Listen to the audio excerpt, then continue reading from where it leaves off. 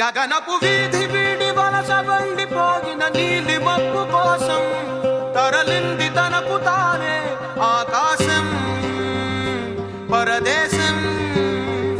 శిఖరపు అంచు నుంచి నేల జారిపోయిన నీటి చుక్క కోసం విడిచింది చూడు నగమే తన వాసం వనవాసం. విడు 6 అడుగుల బుల్లెట్టు, విడు ధైర్యం విసిరిన రాకెట్టు.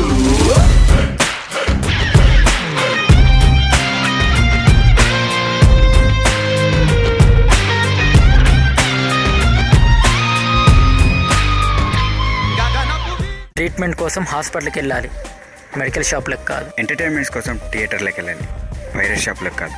డాక్టర్ పర్మిషన్ లేకుండా మెడిసిన్స్ వాడడం ఎంత డేంజరో, డైరెక్టర్ పర్మిషన్ లేకుండా సినిమాని పైరసీ చేయడం అంతే డేంజర్.